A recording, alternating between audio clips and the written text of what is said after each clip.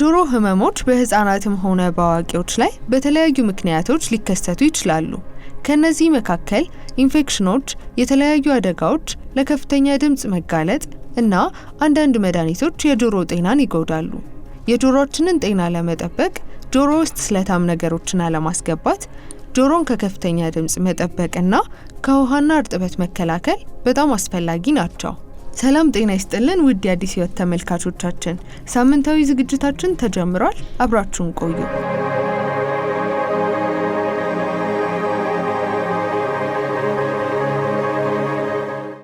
ጆሮ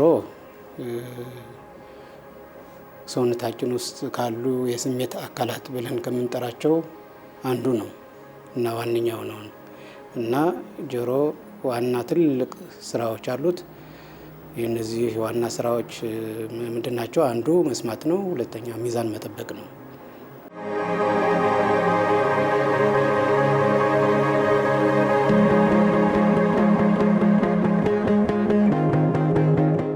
አንድ በሽተኛ ወደ ሐኪም የጆሮ ችግር አጋጥሞት የሚመጣው አንደኛ በዋናነት አልሰማም ብሎ ነው፣ አለመስማት ነው።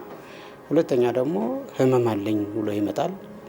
ሶስተኛ ደግሞ ወይ ጮሆብኝ ብሎ ይመጣል። ሚዛን አልጠብቅ ብሎኝ ያንገዳገደኝ ብሎ ይመጣል። ከዛ ደግሞ በጉዳቱ ምክንያት የሚከሰቱ ነገሮች ለምሳሌ ፈሳሽ አለኝ ብሎ ወይ መግል ሊሆን ይችላል፣ ውሃ የመሰለ ሊሆን ይችላል፣ ደም ሊሆን ይችላል። እነዚህ አይነት ነገሮች አሉኝ ብሎ ሊመጣ ይችላል። አሳከከኝ ብሎ ሊመጣ ይችላል። ፊት የተጣመመ ብሎ ሊመጣ ይችላል እና አበጠብኝ ብሎ ሊመጣ ይችላል። እነዚህ በጆሮ አካባቢ የሚከሰቱ ምልክቶች ናቸው እና እነዚህ ሊያመጡ የሚችሉት ነገሮች ምንድን ናቸው ብለን ወደዛ እንሄዳለን ማለት ነው። እና ጆሮ እንደ ማንኛውም የሰውነታችን አካል በተለያየ ነገር ሊጎዳ ይችላል።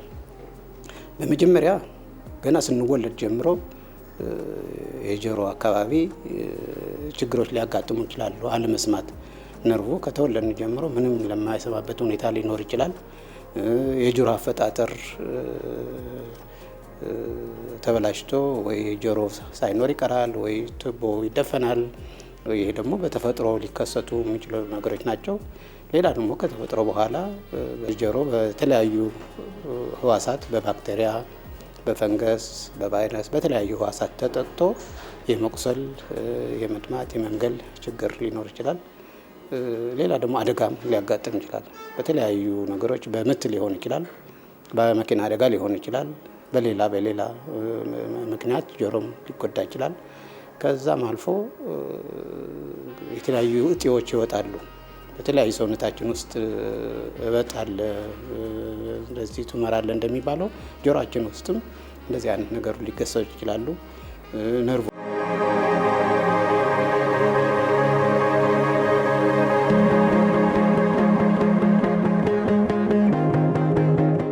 አለመስማት ደረጃ አለው። ትንሽ፣ መካከለኛ፣ ከፍተኛ ብለን በደረጃ እንከፍለዋለን።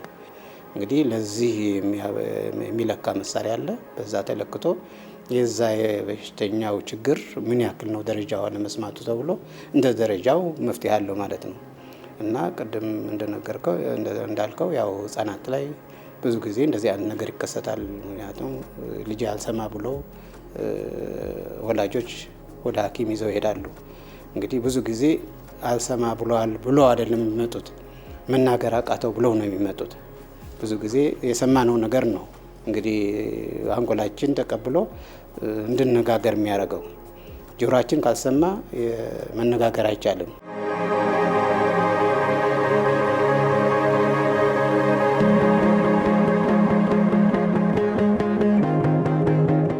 ጆሮ አካባቢ በተለያዩ ነገሮች ሲነካካ የሚመጡ ችግሮች አሉ እና ከውጨኛው እንጀምርና እንግዲህ ድምጽ ከተቀብሎ ነው አይደለ ወደ ውስጥ የሚያስተላልፈው። በዛ በማስተላለፊያው ጎዳና ላይ የሚያውከው ነገር ካለ ያው ድምጽ አይተላለፍም ማለት ነው። እንግዲህ አንደኛ ተራኩክ ነው እንግዲህ የጆሮ ኩክ ወይ ደግሞ ጆሮ ውስጥ የሚከማች ቆሻሻ ነው። ያ ካለ ድምጽ ወደ ታምቡራችን ከታምቡራችን ደግሞ ወደ ውስጥ እንዳይተላለፍ ስለሚያደርገው የመስማት ይቀንሳል ማለት ነው። ሌላ ደግሞ በተለያየ ምክንያት ጆሮአችን ሲያሳክከንም ይሁን የሆነ ስሜት ሲሰማን ባገኘነው ነገር እንኮረኩረዋለን። ስንፈልግ በእስክርቢቶ እንኮረኩረዋለን፣ ስንፈልግ በቁልፍ መያዣ ሴቶች ሲሆኑ በጠጉር መያዣ፣ በጥጥ በተለያየ ምክንያት እንኮረኩረዋለን። ይሄ ምንድነው የሚያደርገው? አንደኛ ያለው ነገር ካለም ወደ ውስጥ ነው የምንገፋው እንጂ ወደ ውጭ አናወጣው።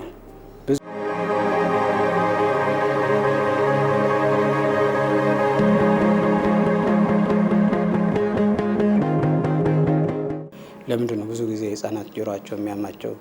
እንግዲህ አፍንጫና ጆሮ መገናኛ ቱቦ አላቸው። ያ ቱቦ ከውጭ የሚመጣው ግፊትና ከውስጥ የሚመጣው ግፊት ታምቡሩ ጠብቆ የሚይዝ ነው።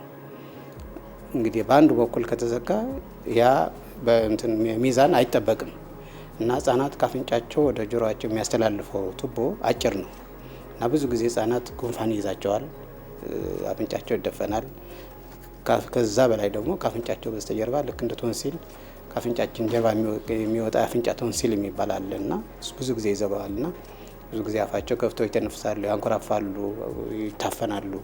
አፍንጫቸው ሁሉ ጊዜ እርጥብ ነው እና በዛ የተነሳ ጆሮአቸው ቶሎ ቶሎ ነው የሚታመሙት።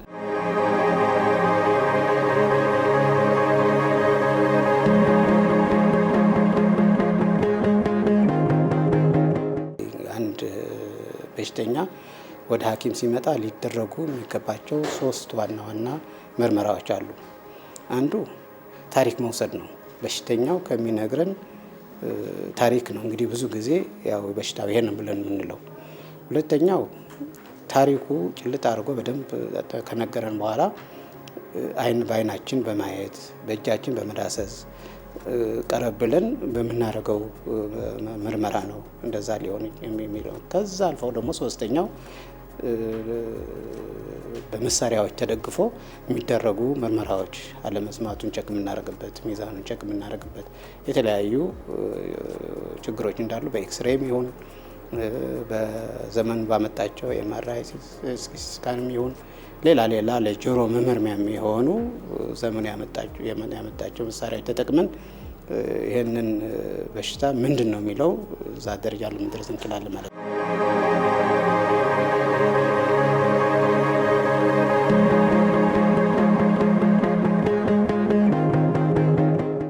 ብዙ ጊዜ ኢንፌክሽኖች የሚመጡ ከአመጋገብ ከንጽህና የተገናኙ ናቸው እና እንግዲህ የተመጣጠነ ምግብ ካልተመገብን፣ በጊዜው ክትባት ካልተደረገ፣ በጊዜው እንግዲህ ታሞ ወደ ሕክምና ካልተሄደ፣ ንጽህናችን ካልጠበቅን ብዙ ጊዜ ጉንፋን ቶሎ ቶሎ ይዘናል እና በዛ የተነሳ ነው ደግሞ የአፍንጫና የጆሮ መገናኛ ቱቦ ይዘጋና ያው መምከል ያመጣል ማለት ነው። ብዙ የጆሮ ችግር መፍትሄ የሌለው አይደለም።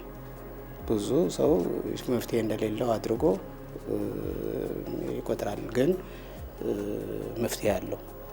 ከህክምና ጀምሮ እስከ መከላከል መፍትሄ እንዳለው በዚህ አጋጣሚ መግለጽ እፈልጋለሁ።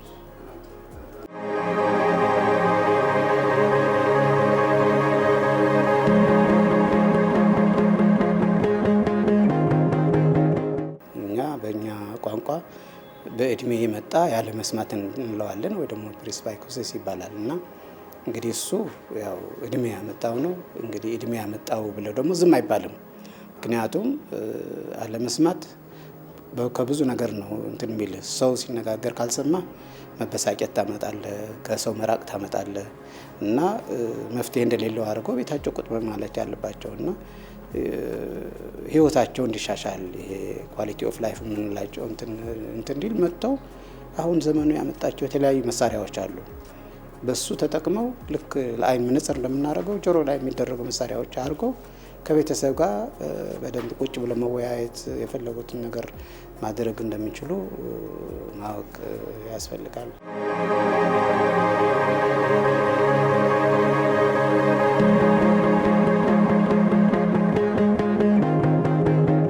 ሕክምናው በ3-4 እንከፍለዋለን። አንዱ ይሄን አታድርግ ይሄን አድርግ በምክር የምትመልሰው አለ ምንም ሳታደርግ። ሌላ ደግሞ ከዛ አልፎ በመድኃኒት የሚመለስ ከሆነ በመድኃኒት መልሰዋል። እንግዲህ በዚህ የማይመለሱ ከሆኑ ደግሞ ቀጣይ በኦፕሬሽን የሚመለሱ አሉ። ብዙ ጊዜ የውጫዊ እና የውስጥ ማዕከለኛው የጆሮ ክፍል 80-90 ከመቶ በኦፕሬሽን ልታስተካክለው ትችላል። በኦፕሬሽን የሚያስፈልገው ከሆነ ማለት ነው። በዛም ማይሆን ከሆነ ደግሞ ቅድም እንደነገርኩ የሚደግፉ መሳሪያዎች ተደርጎ እንደ ደረጃው እንደ መስማቱ ደረጃ መስሚያ መሳሪያ ተደርጎ የሚደገፍበት ሁኔታ ይኖራል። በዚሁ የማይደገፍ ከሆነ ደግሞ ሙሉ ለሙሉ የማይሰማ ከሆነና በመድኃኒትም በኦፕሬሽንም በሌላ ለማትደግፈው ከሆነ ደግሞ ያው በምልክት ቋንቋና በከንፈር እንቅስቃሴ እንዲማሩ ተደርጎ ዩኒቨርሲቲ ድረስ ገብተው ለስራ የሚደርሱ አሉና ይህንም መፍትሄ እንዳለ ህዝቡ እንዲያውቅ ለማሳሰብ እወዳለሁ። በመጨረሻ ደግሞ አሁን ጊዜው የወለደው አዲስ ቴክኖሎጂ አለ። ነርቭን የሚተኩ ነገሮች አሁን እየመጡ ነው። በተለይ ህጻናት ገና ሲወለዱ አለመስማታቸው ከታወቀ እንግዲህ እኛ ሀገር ገና እየተጀመረ ነው። ውጭ ሀገር ህጻናት ሲወለዱ ገና ይሰማሉ አይሰሙም የሚባለው ሂሪንግ ስክሪኒንግ የሚባል አለ። አለመስማት ቸክ ይደረጋል እና ቸክ ይደረግና ምንም የ5 ደቂቃ ምርመራ ነው። ቸክ ታደርግና የሚሰማ ከሆነ ጥሩ ነው ፖዚቲቭ ተብሎ ያልፋል።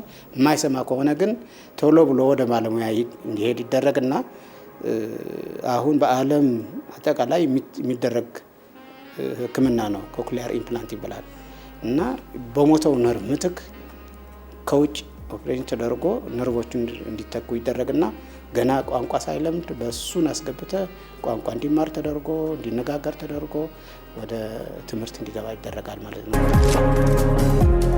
ውድ ተመልካቾቻችን ቆይታችን በዚህ አላበቃም። ካፍታ ቆይታ በኋላ ተመልሰን እንገናኛለን።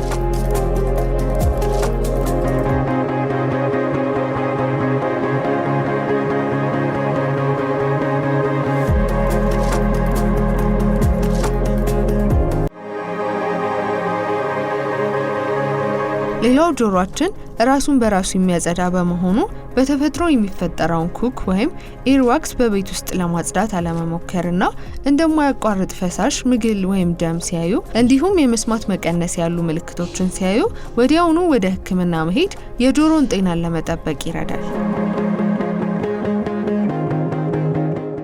እንግዲህ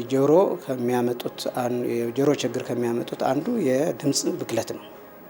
እና ድምጽ ብክለት ብለን ስንል ቅድም ከተናገርከው ነው። በየአካባቢው አሁን ብረት የሚቆርጡ አሉ። የድምጹ መጠን ምን ያውቅ አይታወቅም። መኪና አካባቢ አሁን የዚህ ሲኖትራክ መንገድ ላይ የሚያደርጉት ክላክስ የጆሮ ታምቡር የሚበጥስ አይነት ነው። በየፋብሪካዎች የከባድ ድምጽ ያላቸው አየር መንገድ የሚሰሩ ፋብሪካ የሚሰሩ ሰራተኞች አሉ እና ይሄ ሁለት አይነት እንትን አለው። የድምጽ ብክለት በሁለት አይነት ነው ሊጎዳን የሚችለው። አንዱ ለረጅም ጊዜ በተደጋጋሚ ይዛ ድምጽ ላይ ከቆየ የጆሮ ነርቭ ያደከመው ይሄዳል ካልተከላከልክ። ሁለተኛ ደግሞ ከባድ ድምጽ ድንገት ፍንዳታ የሚፈነዱ እንትኖች አሉ። እንደ ቦምብ ይሆን ጥይት ይሆን እንዳልኩ ኃይለኛ ክላክስም ጎንህ ላይ እንደዚህ ካለ ችግር ይፈጥራል። ነርቭም ላይ ታምቡሩ ላይ ችግር ይፈጥራል።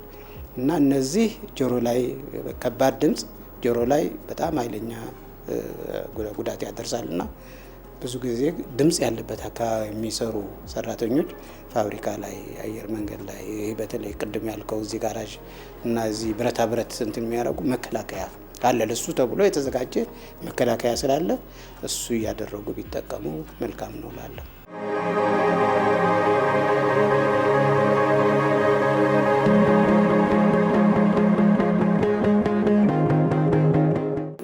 መከላከሉ በጣም ርካሽ ነው። ሕክምና ላይ ስትመጣ ነው ሁሉ ነገር የሚመጣው። ለመድኃኒት ታወጣለህ፣ ለኦፕሬሽን ታወጣለህ። ዋጋው መከላከል ምንም እንትን የሚያመጣ የለም። እና እንግዲህ ምን አይነት መከላከል ነው የምናደርገው? አሁን አንደኛው ቅድም ከተናገርኩት ድምጽ፣ ከባድ ድምጽ ያው ጆሮ አካባቢ ሊያመጣ የሚችል የሚያመጣው ጉዳት ስላለ ከባድ ድምጽ መጠንቀቅ። ሁለተኛ መድኃኒቶች አሉ፣ በጣም ከባድ የሆኑ መድኃኒቶች ለጆሮ የሚጎዱ ኦቶቶክሲክ ብለን እንላቸው። እነሱ በተቻለ መጠን ያው መድኃኒት ጥንቃቄ ማድረግ። ሌላ ደግሞ እንግዲህ ብዙ ጊዜ ያው ቅድም እንደነገርኩ የጆሮ ኢንፌክሽን፣ የጆሮ የተለያዩ የነርቭ ጉዳቶች ሊያመጡ የሚችሉ ነገሮች አሉ ካለመከተብ የተነሳ ሊመጡ የሚችሉና እናቶች አንደኛ ራሳቸው ነፍሰ ጡር ሆነው የሕክምና ክትትል ማድረግ እንዳለባቸው። ምክንያቱም ነፍሰ ጡር ሆነው ሊከሰቱ የሚችሉ ነገሮች ስላሉ ሲወልዱ ሊከሰቱ የሚያጋጥሙ ነገሮች ስለሚኖሩ የሕክምና ክትትል ማድረግ እንዳለባቸው። ህጻናት ደግሞ ከተወለዱ በኋላ ክትባት መከተብ እንዳለባቸው። ባለመከተብ ክፉኝ ባለመከተብ ሌላ ክትባት የሚያስፈልጋቸው መድኃኒቶች ባለመውሰድ የሚመጡ የጆሮ ችግሮች ስላሉ ክትባት መውሰድ እንደሚያስፈልግ፣ የአካባቢ እና የግል ንጽህና መጠበቅ ያስፈልጋል። ምክንያቱም የአካባቢና የግል ንጽህናችን ካልጠበቅን ያው የተለያየ ኢንፌክሽኖች፣ ጉንፋን በየጊዜው ፍንጫችን ይደፈናል። ጆሮአችን አካባቢ ሊመጡ የሚችሉ ነገሮች ስላሉ የአካባቢና የግል ንጽህና መጠበቅ አስፈላጊ እንደሆነ፣ አመጋገብም ቢሆን አቅም በፈቀደ የተመጣጠነ ምግብ መውሰድ እንደሚያስፈልግ። ምክንያቱም ሰውነታችን የተመጣጠነ ምግብ ካገኘ የበሽታ የመከላከል አቅሙ ከፍ ስለሚል ቤት ያፈራውን የተመጣጠነ መመገብ እንደሚያስፈልግ ነው መግለጽ የምፈልገው። ሌላ ደግሞ አደጋ እንግዲህ ያጋጥማልና ብዙ ጊዜ አሁን ሞተር ብስክሌት የሚነዱ ዝም ብለው ምንም መከላከያ ሳያደርጉ የሚነዱ አሉና እንግዲህ ጭንቅላት ላይ ተደርጎ ለመከላከል የሚደረጉ እንትኖች አሉ።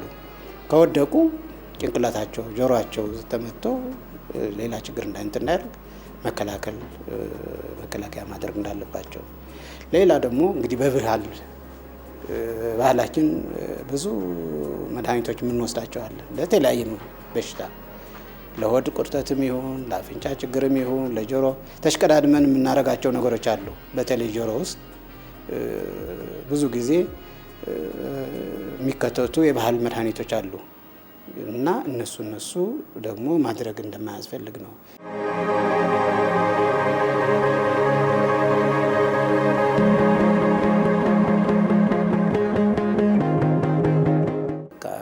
አሁንም ህጻናት ላይ ነው ማተኮር ያለብን። ገና ከመጀመሪያው ነገሮች ሳይበላሹ ህጻናት ላይ መደረግ ያለበት ነገር ነውና ሁሉ ጊዜ ወላጆች ህጻናት ልብ ብሎ ማየት አለባቸው። ቅድም እንደነገርኩ ከተወለዱ በኋላ እንግዲህ አንድ ህጻን ከተወለደ በኋላ ወዲያው አንድ ነገር ኮሽ በሚል ዘወር ነው የሚለው እና ያንን ከተወለዱ ጀምሮ መከታተል አለባቸው። ባይናገርም እነሱ ከኋላ አንዳንድ ነገሮች እንትን እያደረጉ ልጄ ይሰማል አይሰማም የሚለውን መከታተል መቻል አለባቸው። ይሄ አንድ ነው እና ይህን ወዲያው ልብ ካሉ ቶሎ ወደ ባለሙያ መውሰድ። ሌላ ደግሞ ህጻናት ለወላጆቻቸው ብዙ ጊዜ ለወላጆች አይናገሩም። አንድ ነገር ጆሮአቸው ውስጥ ይከታሉ። በፍራቻ ዝም ነው የሚሉት እና ያንን ዝም ብለህ በምንም ቢሆን ጆሮአቸው እንዲህ ገለጥ ያልክ ማየቱ ጥሩ ነው። አንዳንድ ጊዜ ወላጆች በራሳቸው ዝም ብለው እንደዚህ ያየው ብለው ይዘው የሚመጡ አሉ እና ቆይቶ ሌላ ችግር ከማመጣቱ በፊት ማየቱ ጥሩ ነው። ጆሮ እንዲህ እንጠርጋለን ራሳችን እንዲቆሻሻለሁ እንዲባዳለሁ ብሎ ራሳቸው ባይሞክሩ እና እንደዚህ አይነት ነገር ካለ ቶሎ ወደ ባለሙያ እንዲሄዱ። በዋናነት ደግሞ ህጻናት እንግዲህ ጆሮ ያመመኝ የሚሉ ህጻናት አፍ የላቸውም። ጆሮአቸው ካመማቸው በምልክት ነው የሚያሳዩት። በጣታቸው ወይ በእጃቸው እንደዚህ ይነካካሉ። እንደዛ አደረጉ ማለት ጆሮአቸው ችግር አለው ማለት ነው።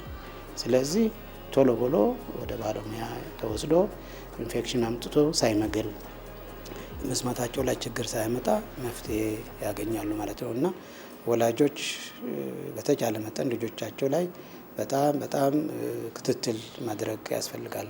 ለዚያ በጊዜ ካልታከመ ቋንቋ አያዳብሩም። ቋንቋ አላዳብሩም ማለት ደግሞ ትምህርት ላይ ከባድ ችግር ያጋጥማቸዋል። ትምህርት ላይ ሄደው ወደቁ እንደዚህ ሆኑ ተብሎ ያው ችግራቸው ማንም የሚያውቅላቸው ስለሌለ የማይታይ የአካል ጉድለት ስለሆነ ትምህርት ላይ ሰነፉ ተብለው ነው እንጂ ይህ ችግር አለባቸው ብሎ የሚያውቅላቸው የለምና እንደዛ ደረጃ እንዳይደርስ ወላጆች በዚህ መልኩ ልጆቻቸው ተከታትለው ወደ ባለሙያ መውሰድ እንዳለባቸው ማሳሰብ እንፈልጋለን።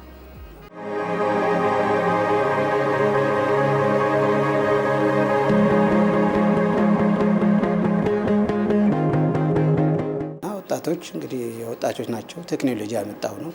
ብዙ ጊዜ ጆሮአቸው አድርገው ያው መዝሙሩም ይሁን ሙዚቃም ይሁን የተለያየ ነገር በጆሮአቸው ሊሰሙት የሚፈልጉት ነገር ይኖራቸዋል እና እዛ ላይ እንግዲህ ሙሉ ለሙሉ አታድርጉ ብለን አንልም። እንግዲህ ጊዜ ያመጣው ቴክኖሎጂ ያመጣው ነው፣ ሊያደርጉ ይችላሉ። ግን በሁለት ነገር መከላከል እንዳለባቸው ነው። አንድ ለረጅም ጊዜ አለማድረግ፣ ድምፁ ቀነስ አድርጎ ለተወሰነ ጊዜ ድምፁ አለመጨመር። በመጀመሪያ ነገር በጣም ኃይለኛ ድምፅ ከሆነ የጆሮ እንትኑ ቶሎ ይጎዳዋል። ሁለተኛ ደግሞ በትንሹም ቢሆን ለረጅም ጊዜ አለማድረግ። አንዳንድ ጊዜ አንዳንድ ወጣቶች አዋቂዎችም ሊሆኑ ይችላሉ ሌሊት ሁሉ አድርገውት ረስተውት የሚተኙ አሉ። እንግዲህ እንቅልፍ ይወስድሃል። ሙዚቃም ስታዳመጥ ምን ጆሮ አድርገህ እንግዲህ በረጅም ጊዜ ጆሮ እንደዛ እንትን የድምፅ እንትን እያደረገ ሲቆይ ሊጎዳ ይችላል እና ይህንን አንደኛ መጠኑን መቀነስ፣ ሁለተኛው ነው ጊዜውን መቀነስ እና በዚህ መልኩ ጆሮአቸው እንዳይጎዳ ጥንቃቄ ማድረግ እንዳለባቸው ማሳሰብ ፈልጋለሁ። እንግዲህ ቅድም እንደነገርኩ ጆሮ በጣም ወሳኝ የሰውነታችን አካል ነው። ሰው ጆሮ ሲጎዳ ብቻ ነው ሰው የጆሮ ጥቅም የሚያውቀው።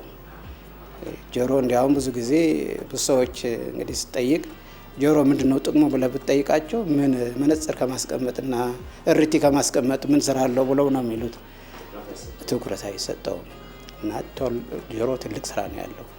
ቅድም እንደነገርኩ አንዱ መስማት ነው፣ ሁለተኛ ሚዛን መጠበቅ ነው እና ይሄ ትልቅ የሰውነታችን አካል በእንክብካቤ መያዝ እንደሚያስፈልግ፣ ችግር ሲያጋጥም ቶሎ ብሎ ሕክምና መደረግ እንዳለበትና ባለሙያ ጋር መሄድ እንደሚያስፈልግ ነው እና በዚህ አጋጣሚ ደግሞ ለሙያ ጓደኞቼ በሕክምና ሙያ ላይ ለተሰማሩት ማሳሰብ ፈልገው እንግዲህ አንድ በሽተኛ ታሞ ወደ ሐኪም መሄዱ ጥፋት አይደለም እና በአካባቢ ያለው ሕክምና ነው የሚወሰደው። አንድ እናት ሕፃን ልጇ ታሞ ወይ ራሳቸውም ታሞ ተነስተው እኔ ጋ ወይ ደግሞ ሌላ ጋር ከሩቅ አካባቢ ከሚመጡ እዛ አካባቢ ያለው ሐኪም ቢሄዱ ይቀላቸዋል እና መሄዳቸውም ትክክል ነው።